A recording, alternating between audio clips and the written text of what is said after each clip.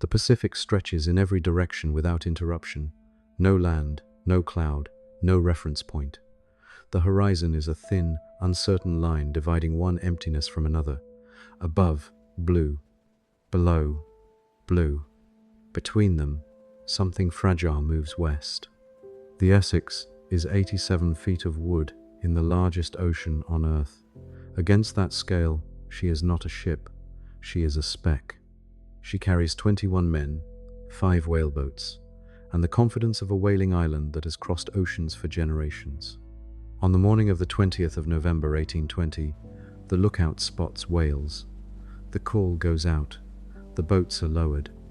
The hunt begins as it has begun dozens of times before, with practiced efficiency, with the quiet confidence of men who know their work.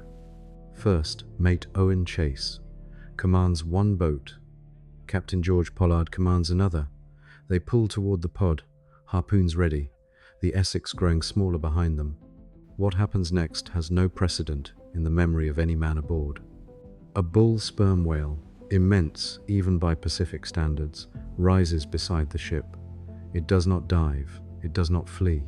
It remains there, suspended in the water, its bulk visible beneath the surface. Those who survive will later struggle to describe the moment without implying intention. Then it turns, slowly, directly toward the hull. The impact travels through the hull like a hammer through bone. The whale strikes the bow, its massive head connecting with the wooden planking in a collision that cracks timbers and opens seams. Water begins to pour in. Owen Chase, returning to the ship in his whaleboat, watches in disbelief as the whale surfaces again, circles, and charges a second time. The second strike is fatal. The Essex shudders and begins to list. The pumps cannot keep pace with the flooding. Within minutes, Captain Pollard understands that his ship is lost. The order is given to salvage what can be saved. The men work frantically, loading the 3 whaleboats with navigational instruments, hardtack, water casks, and whatever provisions can be retrieved before the Essex rolls onto her side and surrenders to the sea. By noon, the ship is gone. 21 men float in 3 small boats, surrounded by debris, watching the last of their vessel slip beneath the surface. The Pacific stretches around them, unchanged, indifferent, offering no indication of which direction holds salvation.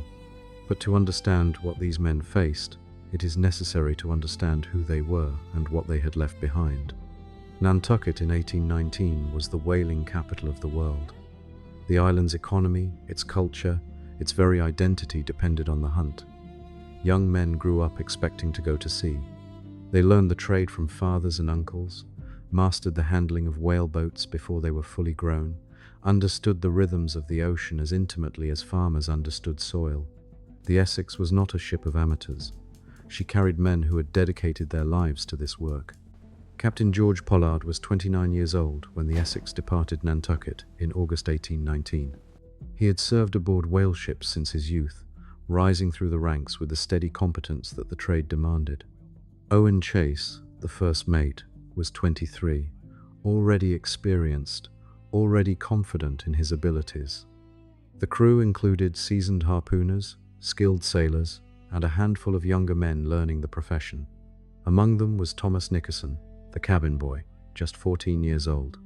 They sailed with what any Nantucket captain would have called sufficient provision: 200 gallons of fresh water, 700 pounds of hardtack, spare sails, navigational instruments, the tools to hunt and to repair. They were prepared for storms, prepared for injury, prepared for long months without land. What they were not prepared for was scale, not the scale of an ocean without shelter, not the scale of distance measured in thousands of miles from the nearest coast, and not the sudden loss of the only structure that made that scale survivable. The Essex had been hunting in waters west of South America, in the offshore grounds where sperm whales were plentiful. The voyage had been moderately successful. The hold contained perhaps 700 barrels of oil. They needed more to make the journey profitable. They had no reason to believe that the morning of November 20 would be different from any other morning of the hunt. Now, they floated in whaleboats designed for pursuit, not survival. Each boat was 25 feet long, open to the elements, built light for speed rather than durability. The 3 boats carried all 21 survivors, their meager supplies, and their navigational instruments. First, mate Chase had managed to retrieve 2 compasses and a quadrant. These tools, and the knowledge of how to use them, would determine whether any of them lived. The decision of where to sail was not simple. The nearest inhabited islands lay to the west, the Marquesas, the Society Islands. But the men of Nantucket had heard stories of these places, tales of cannibalism among the indigenous peoples that had circulated through the whaling fleet for years. The stories were exaggerated, distorted by distance and repetition, but the men believed them. Captain Pollard proposed sailing west. The crew refused. Instead, they chose to sail south and east, toward the coast of South America, a distance of nearly 3,000 miles. It was a decision based on fear of the unknown, a preference for the familiar danger of the open ocean over the imagined danger of foreign shores. It was also a decision that would extend their ordeal by weeks and cost many of them their lives. They set out on the 22nd of November 1820. Each boat carried 600 pounds of hardtack and 65 gallons of water. Captain Pollard commanded one boat, Owen Chase commanded another. Second mate Matthew Joy commanded the third. The 3 boats lashed together at night for safety and company, separating during the day to cover more distance. The ration was established immediately: 1 hardtack biscuit and half a pint of water per man per day. It was not enough. It was never going to be enough. But it was all they had, and discipline demanded that it be preserved for as long as possible. The first week passed in a blur of sun and salt. The Pacific offered no shade. The men rigged sails for shelter during the worst of the midday heat, but the canvas provided little relief. Their skin burned and peeled and burned again. Their lips cracked. Salt crystallized in their clothing, in their hair, in the sores that began to open on their bodies. The water they drank was warm and tasted of the wooden casks that held it, but it was fresh, and each man counted the hours until his next allotment. The hardtack sustained them, barely. It was a dense, nearly flavorless biscuit, baked hard enough to survive years at sea. It required effort to chew. It sat heavy in the stomach. It provided calories, but little satisfaction. As the days passed, the men began to eye the remaining stores with increasing anxiety, calculating how long they might last, understanding that the mathematics of survival were working against them.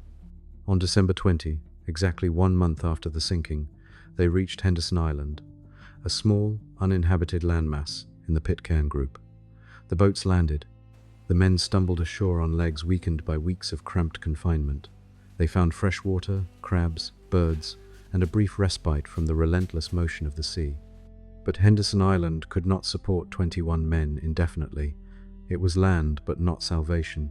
The resources were limited. After 1 week, Captain Pollard made the decision to continue towards South America. 3 men chose to remain on the island rather than face the open ocean again. They would wait, hoping that their companions would reach civilization and send rescue.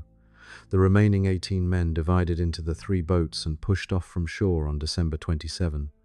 The suffering intensified. The water ran low. The hardtack dwindled to crumbs hoarded in the bottoms of casks. The sun beat down without mercy, and the nights brought cold that seemed impossible given the latitude.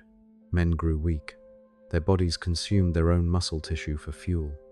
Their minds began to wander, drifting into delirium, confusing dreams with waking, speaking to people who were not there.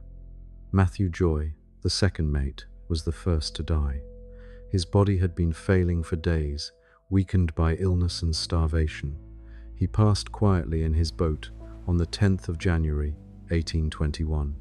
His remains were committed to the sea with what ceremony the men could manage, a few words spoken into the wind, a body slipping beneath the waves. But as the weeks continued and more men died, the survivors faced a choice that no preparation had equipped them to make. The bodies of the dead represented sustenance. The living were starving. The logic was terrible but inescapable. They ate the dead. This is recorded in the accounts of the survivors, documented without evasion, described as a necessity that carried no pleasure and offered no satisfaction beyond the continuation of life. Owen Chase would later write of it with restraint, acknowledging what had been done, without dwelling on details that served no purpose. The men who lived through those weeks understood that judgment belonged to those who had not shared their circumstances. The three boats separated in a storm on January 12. They would not find each other again. Each boat continued its own journey towards South America, carrying fewer men with each passing week, the survivors growing weaker, the distances still impossibly vast. In Captain Pollard's boat, the provisions ran out entirely. 4 men remained alive, and they faced the prospect of death by starvation within days.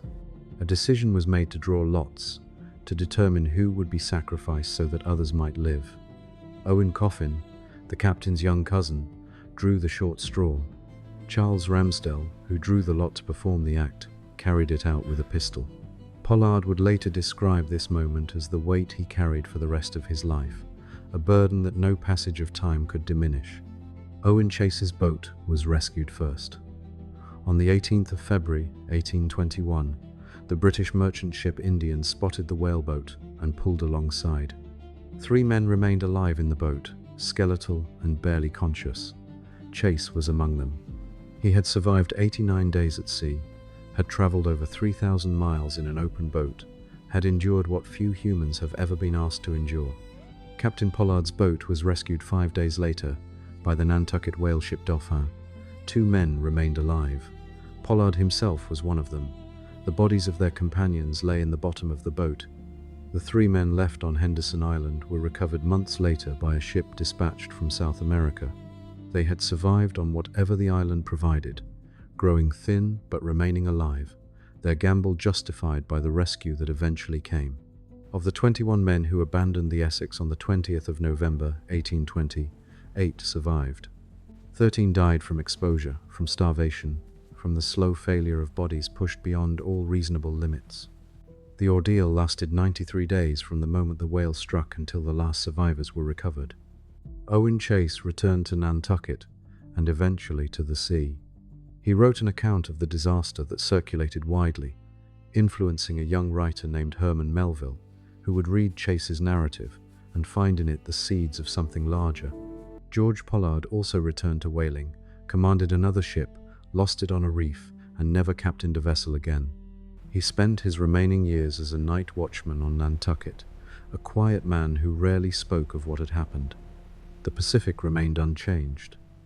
The waters that had swallowed the Essex continued to move in their ancient rhythms, carrying whales and ships and weather systems that cared nothing for human endeavor.